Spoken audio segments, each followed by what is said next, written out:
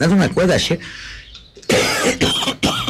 niesłychanie istotna sprawa, jak myślę, dla tamtych lat. Był to okres łamania solidarności społecznej przez komunizm. Dla mnie to miało miało wyraz tego, ZMP rzuciło hasło walki o wyniki nauczania i w związku z tym walki z fałszywą solidarnością jako wrogu. Nagle to, co jest podstawą kształtowania solidarności w szkole, w klasie, wśród kumpli, miało być wyrazem tego, co wrogie, i z tym należało walczyć.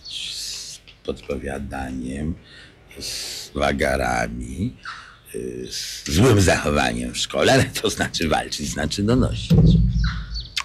I to dla mnie była właściwie bariera nie do przeskoczenia, ponieważ wychowany byłem, że największym grzechem, jaki sobie można w ogóle wyobrazić, jest donosić. Bo tutaj ten normalny taki kumpelski etos, a ojciec mój był w ogóle taki brat łata,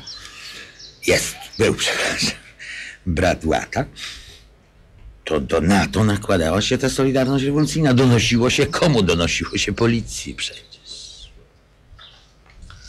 To była dla mnie niesłychanie trudna sprawa.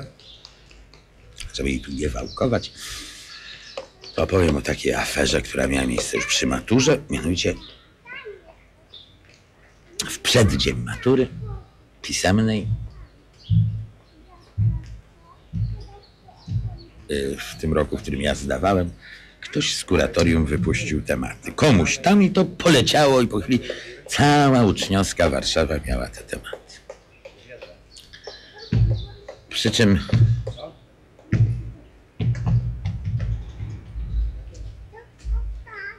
mnie nie przeniesiono.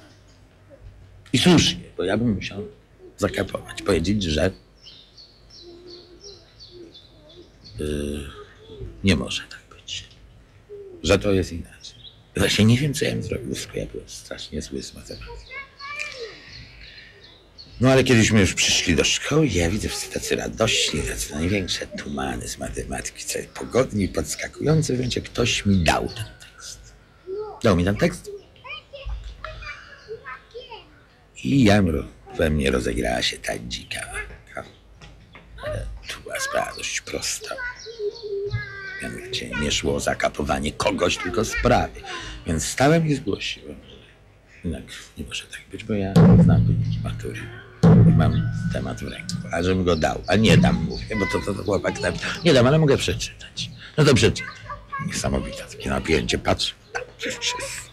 Ja przeczytałem tematy i oni się na siebie popatrzyli i się uśmiechnęli. Okazało się, że to, że się wyciekła ta matura, się wydało. I w nocy zmieniono zadania. No nie mogło się nie wydać, bo całe miasto miało. I w nocy zmieniono zadania i nam dano 3 tematy, z których jedno było nie do rozwiązania. W ogóle błąd był w zadaniu, jeden był za trudny, a jeden był za trudny na nasz poziom. Także tylko jeden się nadawał, który z kolei był niesłychanie łatwy. Ale to jest już inna historia.